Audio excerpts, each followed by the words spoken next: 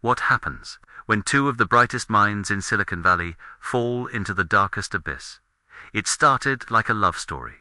Two of the most brilliant tech prodigies from China's most prestigious university.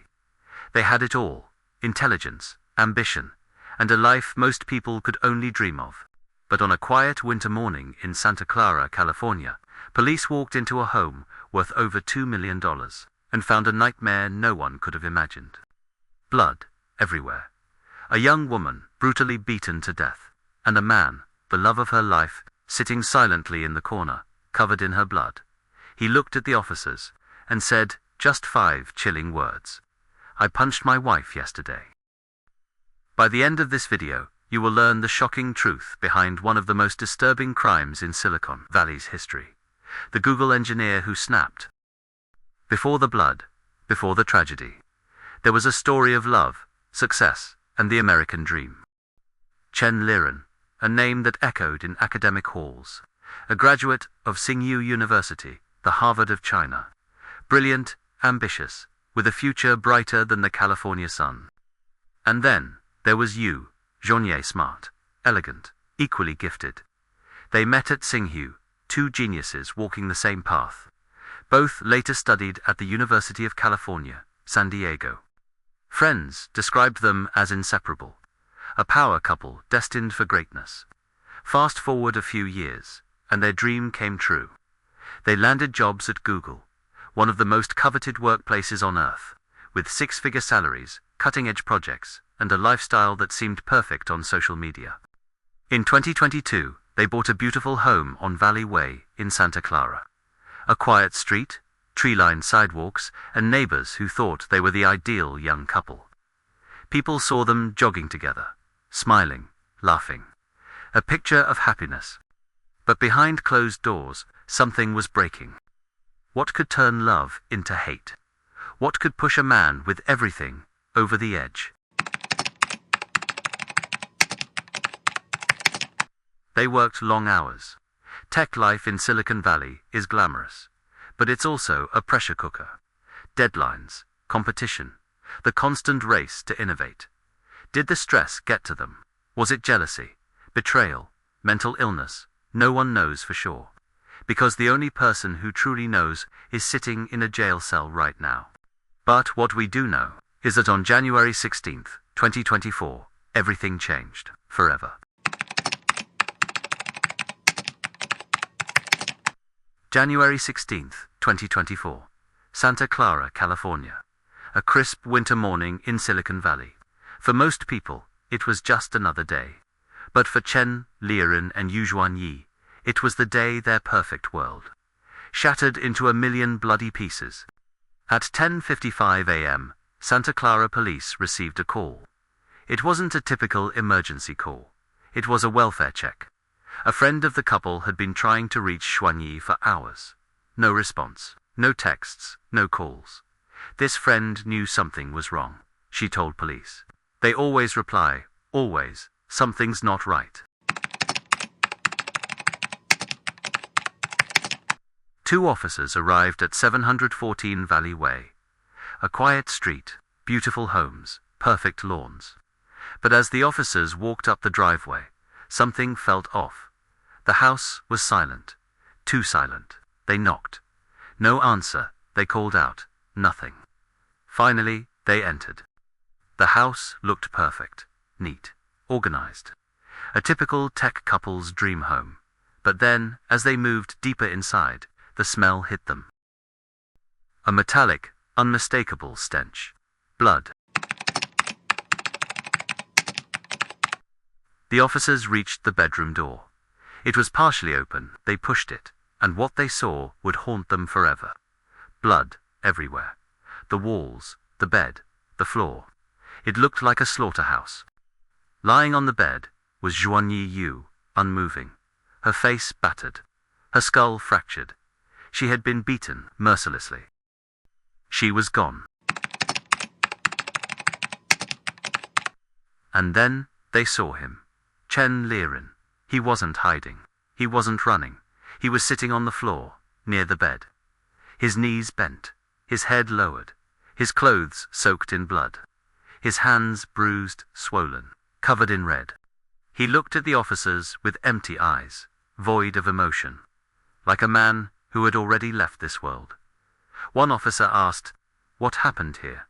Chen raised his head. Slowly, and in a flat, chilling voice, he said, "I punched my wife yesterday." Officers rushed to check Xuanyi's pulse. Nothing. She was cold. Gone for hours. They handcuffed Chen. He didn't resist. Didn't fight. Didn't even flinch. As they led him out of the house, blood still dripping from his hands. Neighbors peeked through their windows, unaware that a nightmare had unfolded just a few feet away. But this was just the beginning. What happened inside that house? Why did Chen do it? And what horrifying details would detectives uncover in the hours that followed? The truth was darker than anyone could imagine. After Chen's arrest, detectives brought him to the Santa Clara Police Department. They placed him in a small, grey room. A metal table, 2 chairs. One for him, one for the truth. Chen sat, motionless, his head hung low. Blood still clung to his hands, his clothes stiff with dried crimson stains. The door opened. Detective Ramirez walked in. Calm, professional, but even he was struggling to understand the horror of what he had seen back at that house.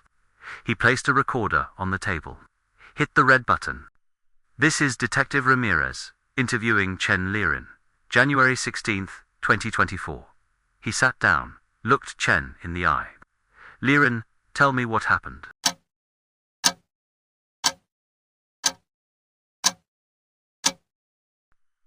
Chen didn't move, didn't blink, just stared at the wall. Finally, in a voice barely louder than a whisper, he said, "I punched my wife yesterday." Ramirez leaned forward. "Why? Why did you hit her?" Chen's lips trembled, but no sound came out. The detective tried again. "Was it an argument? Did she say something? Did she hurt you?" Nothing. Chen sat there like a ghost in his own body. His hands bruised, swollen. Proof of unimaginable violence. The only thing he gave them was silence. While Chen kept his secrets, the coroner revealed the truth. Xuanyi, 26 years old, beautiful, brilliant, beaten so savagely that parts of her skull were shattered. The report read, severe blunt force, trauma to the head, multiple strikes, fatal injuries. This wasn't one punch. This wasn't an accident. This was rage. Relentless, brutal, personal. According to Chan's own words, the murder happened the day before police arrived, meaning after he killed her. He stayed in that house all night, with her lifeless body, just feet away. Did he sleep? Did he sit in silence?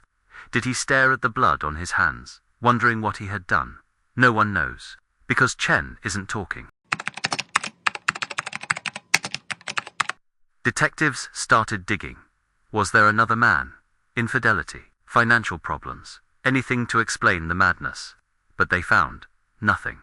No affair, no gambling, no major debt. No prior reports of domestic violence. By all accounts, Chen and Xuanyi were the perfect couple. So what broke him? After his arrest, Chen Liren was formally charged with first-degree murder. If convicted, he could spend the rest of his life behind bars. But from the very beginning, this was no ordinary case. Chan's first court appearance shocked everyone. He didn't walk in like a cold-blooded killer. He shuffled in slowly, his hands cuffed, his face pale, almost fragile. Observers described him as empty, hollow, like someone who'd lost everything. The judge read the charges, 1 count of murder. No possibility of parole if convicted.